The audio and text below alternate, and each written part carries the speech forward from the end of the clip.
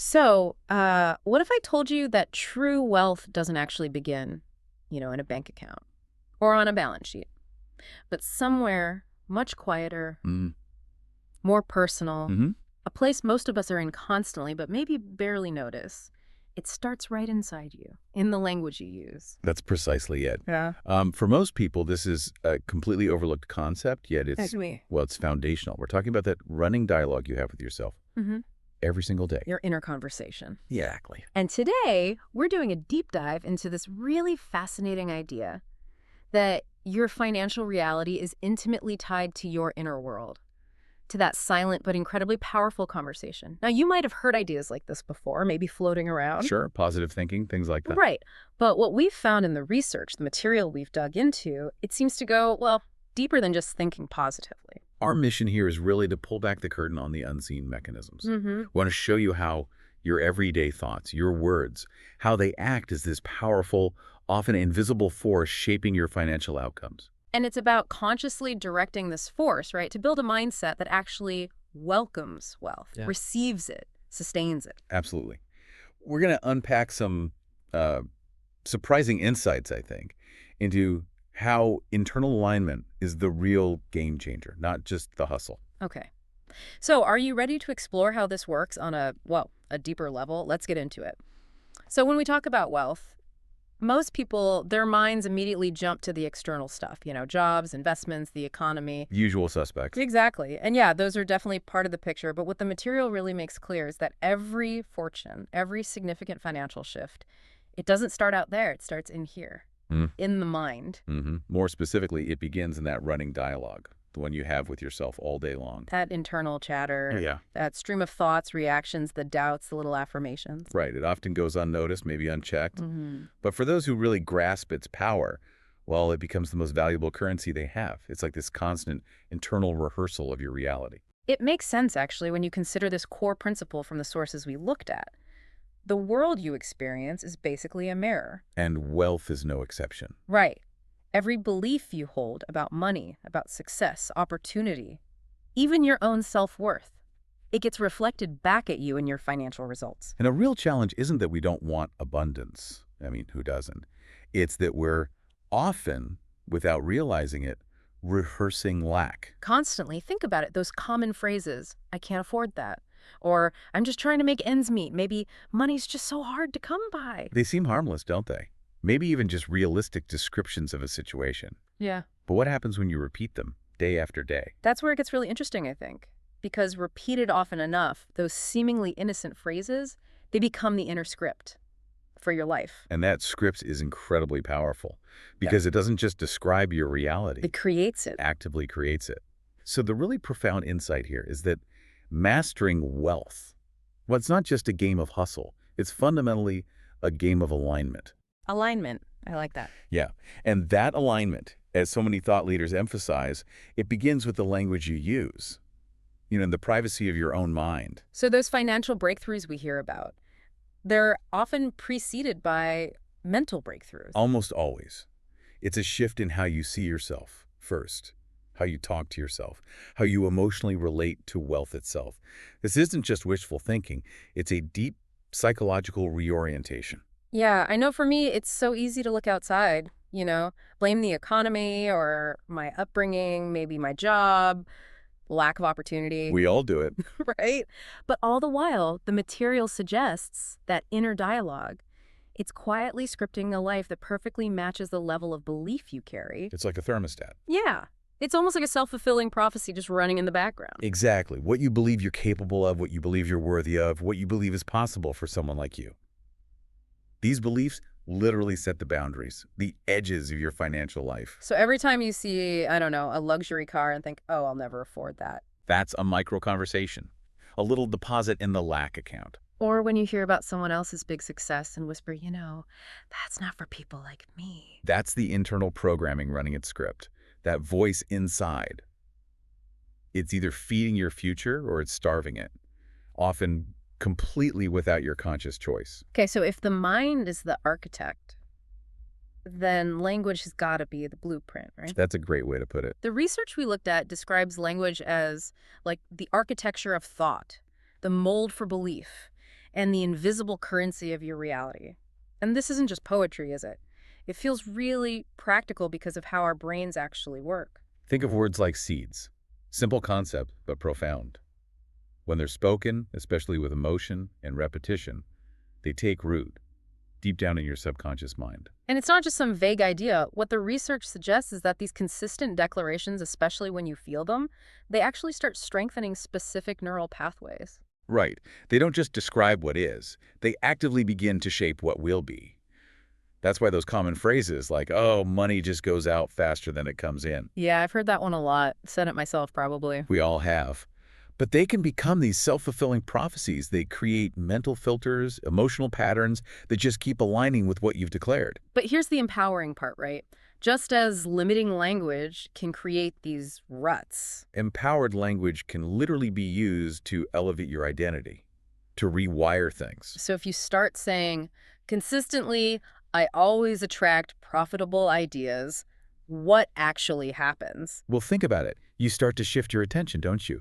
You become more alert to insights, maybe more receptive to that chance encounter, perhaps more courageous in exploring new paths that were always there. But you just didn't see them before. Exactly. They were invisible to you because your focus was elsewhere. This isn't just, positive thinking fluff. It's what the sources call functional rewiring. Functional rewiring, okay. Every time you choose that empowered language, you're training your subconscious, teaching it to expect better outcomes, and that naturally leads to more decisive action, maybe quicker recovery from setbacks. It's like building new, more efficient highways in your brain. There's a direct link then. You really can't consistently speak lack. And expect to live abundantly. It just doesn't compute internally. And the most powerful words, the sources really hammer this home. The significance of I am statements. Oh, absolutely. These aren't just descriptors. They're declarations. They are commands to your subconscious mind.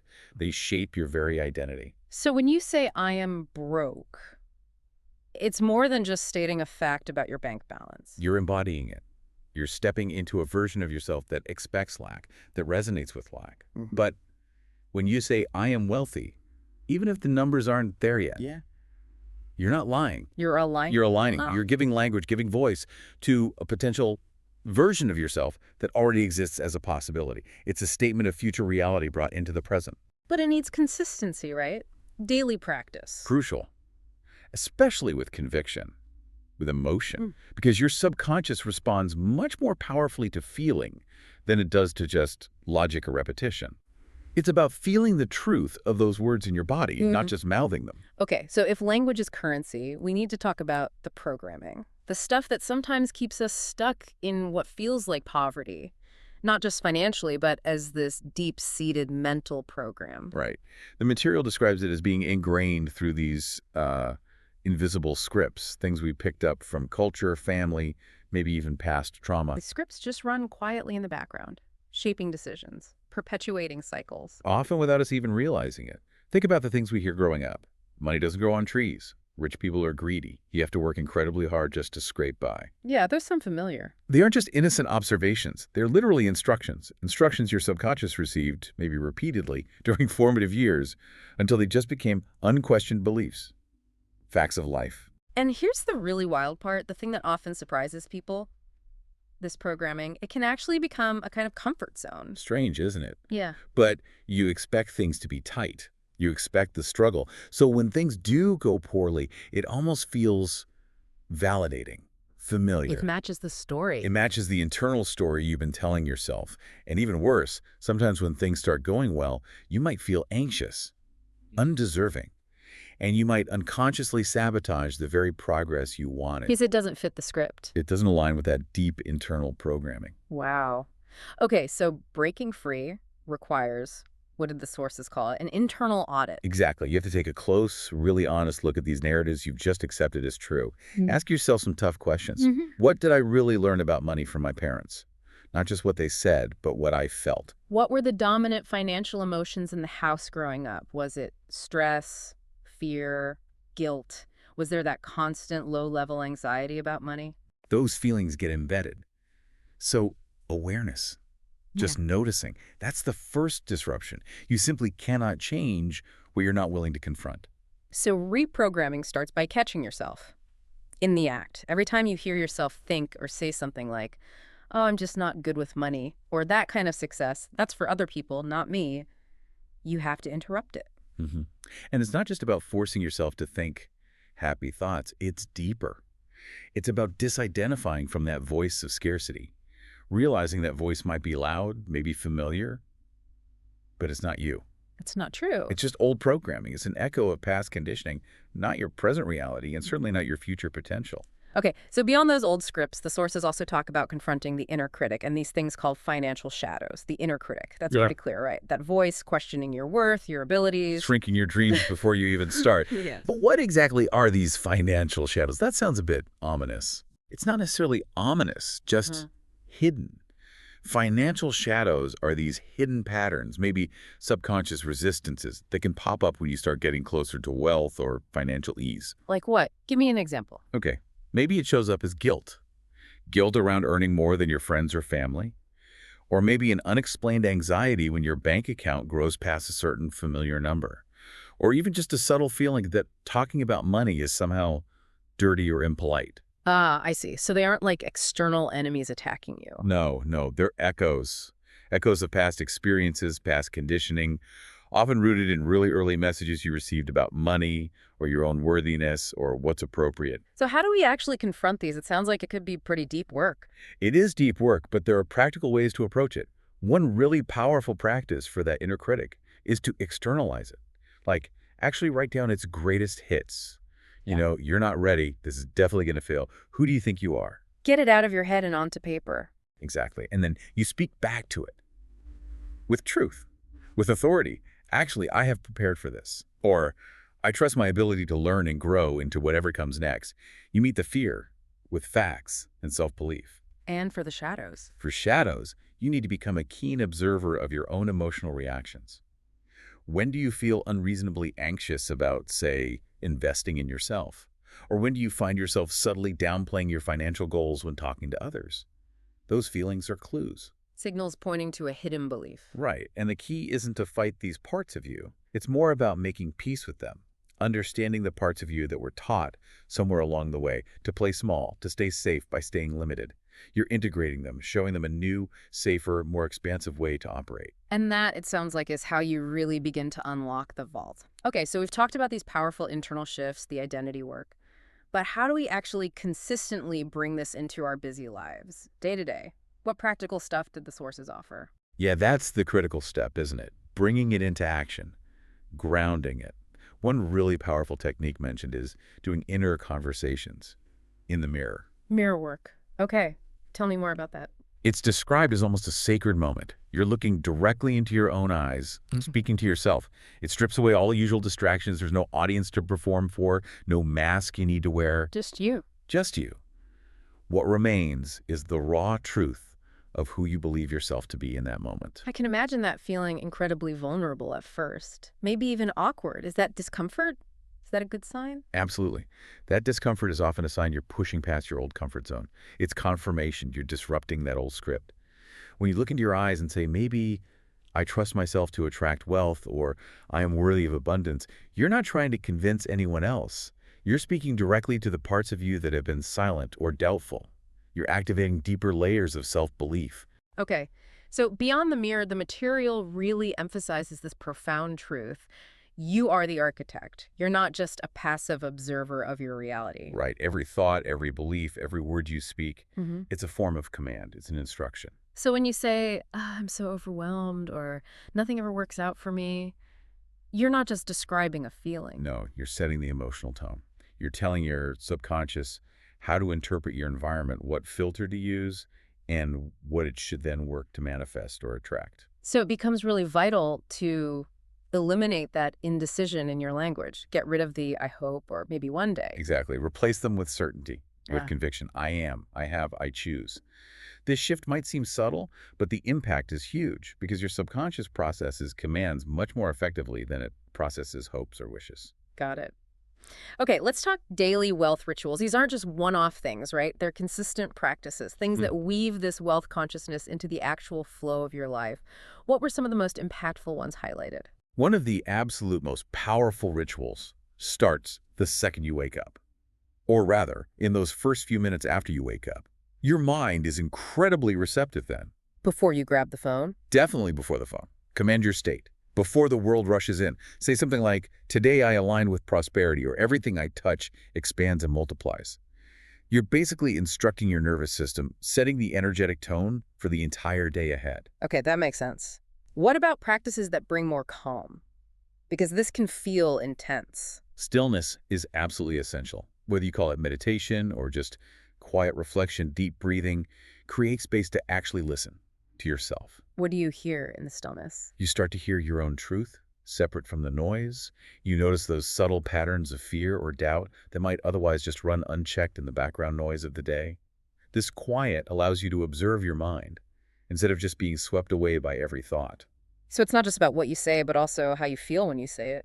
That's critical. That's the emotional priming piece. You actively feel the emotional frequency of abundance. Don't just think about it.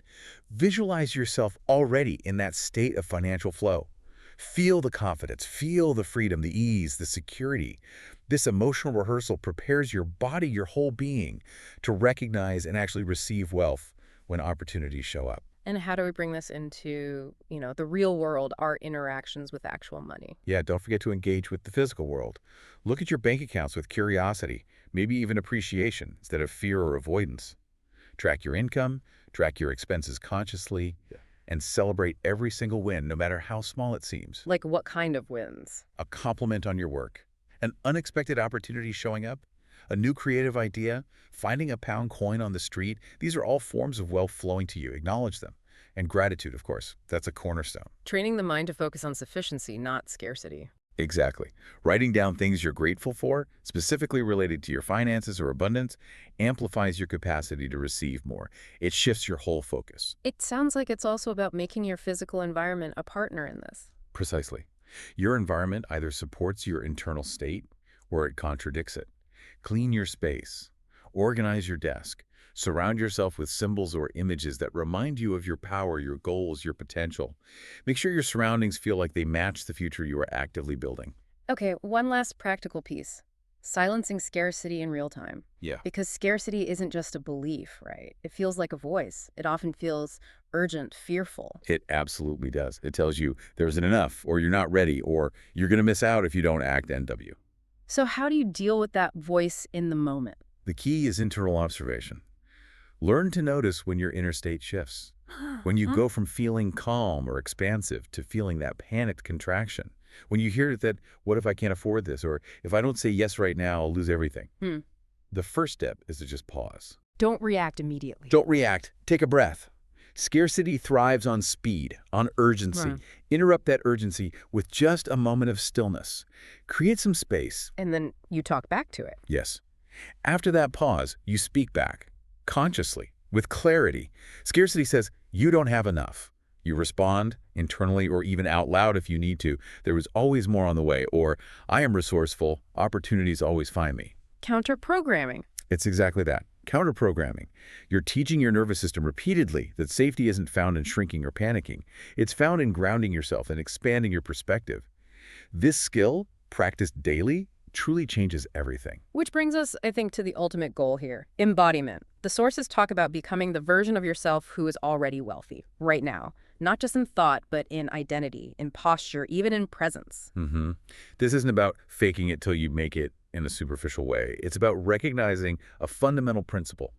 Identity precedes outcome. Say more about that. Identity precedes outcome. Before wealth truly arrives and sticks around in your bank account, it has to arrive in your mind first.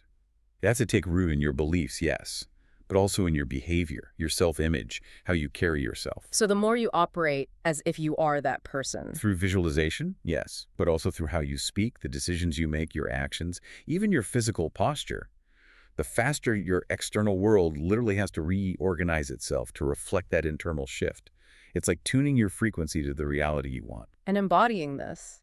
It sounds like it must involve letting go of old identities. Maybe parts of you that are still clinging to survival mode or are afraid of being seen, afraid of success. It absolutely does. And that requires immense courage, no doubt about it. But on the other side of making that decision, of releasing what no longer serves the wealthy version of you, that's where you find a life that truly reflects who you are capable of being. Wow. Okay, here's another really powerful idea from the material. your current inner conversations. They act like time-traveling signals that are actually shaping your future right now. How do we intentionally use that? You can engage in intentional, deliberate conversations with the version of you who already lives the life you desire, your future self. Talk to my future self. How does that work? You literally ask your future self questions, silently, or write them down. Ask things like, how do you handle money decisions now that you're making X amount? Or what does a typical day feel like for you living with financial freedom? And then you listen. Really listen for the answers, the feelings, the insights, the wisdom that comes back. So you're not just making up the answers, you're accessing something. You're accessing a deeper wisdom within yourself, tapping into that potential reality. It helps bridge the gap between where you are now and where you want to be. It starts to make wealth feel, well, inevitable, normal. It normalizes it for your brain, takes away the impossible dream feeling. It stops being this distant fantasy and starts feeling like a natural progression. Exactly. So manifestation, then, it isn't just some random thought popping into reality. It's the byproduct of internal congruence. What does that really mean, congruence? Think of it like this sequence. It starts with a clear thought, a clear intention. Then that thought is nurtured through consistent, aligned language. Then it's impressed upon the subconscious through powerful, positive emotion. And finally, it's guided into reality through aligned behavior, through taking inspired action. So all parts of you are aligned. Thoughts, feelings, actions, all pointing in the same direction. Precisely. There are no hidden doubts pulling you back, no subtle emotional resistance sabotaging things. It's like a laser beam. All your energy is focused, coherent. So it's really about removing that resistance, the contradictory thoughts, the emotional dissonance, and cultivating receptivity, being genuinely open to receive opportunities when they show up. That's it. And ultimately, the real mastery comes when all this mindset work isn't something you do anymore. It's just who you are, becomes the foundation. It stops being a tool you have to consciously pick up. And starts being the lens through which you naturally interpret every moment of your life. You're no longer someone trying to think abundantly. You're someone who simply is abundant at your core. Which means your thoughts, your words, your actions, they stay aligned consistently, regardless of what's happening in the external circumstances. And when you reach that state, wealth becomes less of a question, less of a struggle, and more of just a mirror, naturally reflecting your internal state of being. And that consistency, that's what creates lasting, sustainable wealth, not just in dollars, but in energy, influence, fulfillment. And that deep inner peace. You're not just thinking differently anymore, you're living differently from the inside out. Wow. Okay, this deep dive has really shown, I think, that true wealth mastery, it really does come from the inside out, through this consistent, conscious cultivation of your inner conversation. It's not just about what you do with your money, although that's important too. It's fundamentally about how you relate to it, on the deepest, most personal level, day in, day out, in your own mind. So, as you, listening, move forward from this conversation, maybe consider this. What if the biggest barrier to your financial freedom isn't really external at all? What if it isn't what you do, but how you speak to yourself when nobody else is listening? That inner dialogue, it's the ultimate leverage point. Really think about that.